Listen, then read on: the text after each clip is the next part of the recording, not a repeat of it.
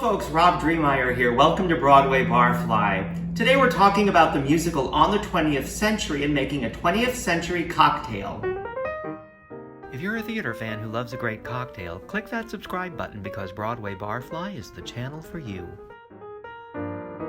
In 1932, the playwrights Ben Hecht and Charles MacArthur had a hit on Broadway with their play 20th Century. 20th Century is about Oscar Jaffe. He's a down-on-his-luck theatrical impresario in desperate need of a hit. So he pursues the movie star Lily Garland to star in his next play. He has a history with Lily. He discovered her and launched her career, and they were also a romantic couple until she dumped him because of his possessiveness.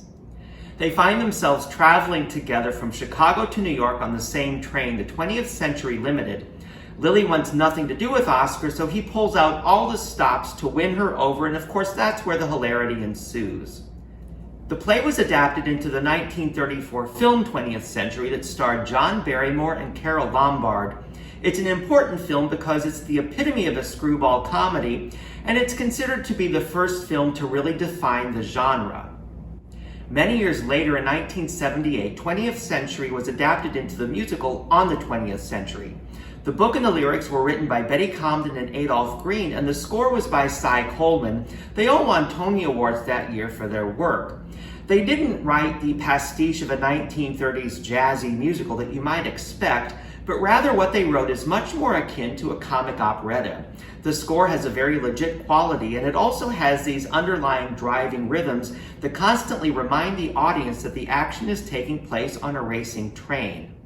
The original Broadway production of On the 20th Century had a wonderful cast.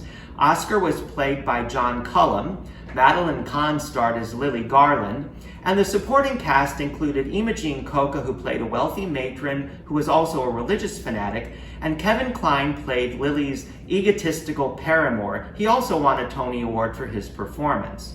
By 1978, Madeline Kahn had already given a handful of brilliant comedic performances on screen in films such as What's Up, Doc, Blazing Saddles, and Young Frankenstein, and she was also a classically trained singer, so she was a perfect choice to play Lily Garland in the musical. This was her one and only starring role in a musical on Broadway, but it wasn't an especially happy experience for her. Due to some alleged vocal issues, she left the show only 3 weeks after it opened, but this provided a great career opportunity for her understudy, Judy Kaye, who assumed the role and went on to become somewhat of a Broadway star in her own right. The producers were so happy with Judy Kaye's performance that they invited the critics back to re-review the show after they had already given it fantastic reviews. And the critics, of course, loved Judy Kaye. She played the role for the rest of the run on Broadway, and she also starred in the national tour opposite Rock Hudson. Little piece of trivia, Judy Kaye's understudy for the role was another Broadway star to be Christine Ebersole. Christine Ebersole, of course, comes up in the conversation we have about Grey Gardens in the video where we make the Long Island iced tea. The play 20th Century was revived on Broadway in 1950 in a production that starred Jose Ferrer and Gloria Swanson, and it was revived again on Broadway at the Roundabout Theatre Company in 2004, and that production starred Alec Baldwin and Anne Heche.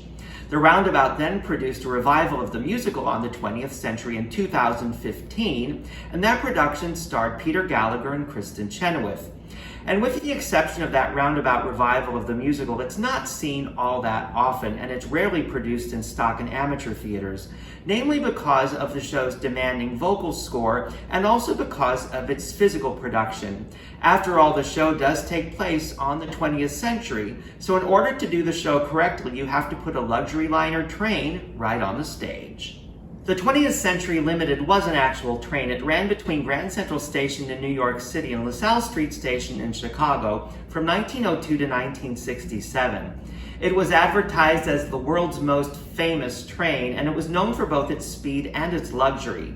By the mid-1930s, it was able to make the trip between the two cities in only 16 hours. The train had a specially designed red carpet that was rolled out on the platform for passengers as they boarded, and that's where the concept of rolling out the red carpet, or the red carpet treatment as we know it today, originated. Who knew? Once on board, passengers enjoyed gourmet dining and private sleeping accommodations. There was a library and a barber shop, and secretarial services were available for business passengers. And perhaps most importantly, cocktails were served in 3 separate club cars. The 20th Century Limited was so iconic in its day that there was a cocktail created in its honor. That cocktail didn't originate on the train or even in the US for that matter. It comes from England and it's attributed to a British bartender named C.A. Tuck. The cocktail first appeared in print in the Cafe Royale Cocktail Book, the Cafe Royale being a hotel in London, and the book was published in 1937, which of course was right in the middle of the train's heyday. Luxury train travel is definitely a thing of the past in the United States, and we'll probably never see it return again in our lifetimes, but we can give ourselves a little taste, and I literally mean taste, of this glamorous bygone era with the 20th century cocktail. To make our 20th century, we need gin, Lillet Blanc, creme de cacao, and lemon juice.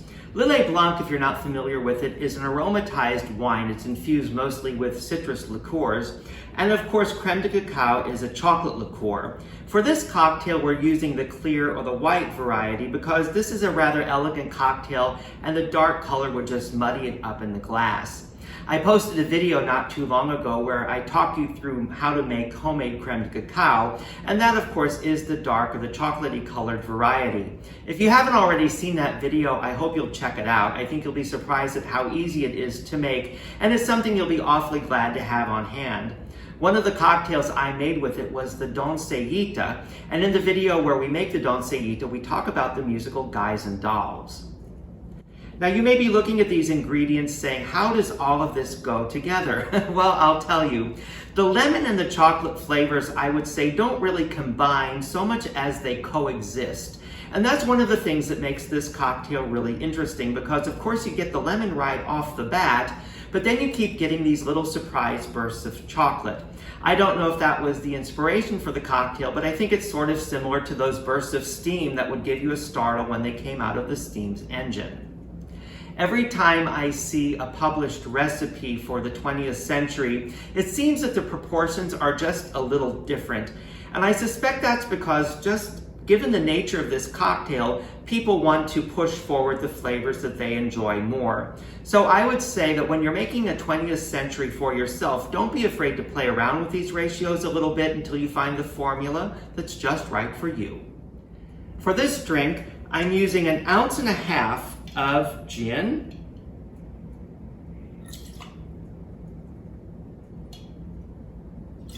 ¾ of an ounce of the Lillet Blanc, a generous 1/2 ounce of the lemon juice, so maybe a little bit over 1/2 ounce, and a little bit under 1/2 ounce of the creme de cacao. We add this to our shaker of ice and we give it a really good shake.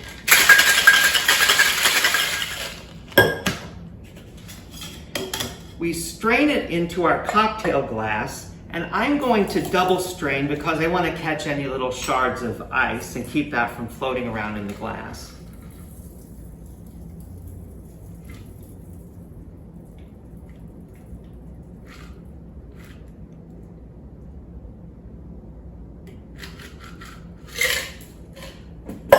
We garnish with a twist of lemon.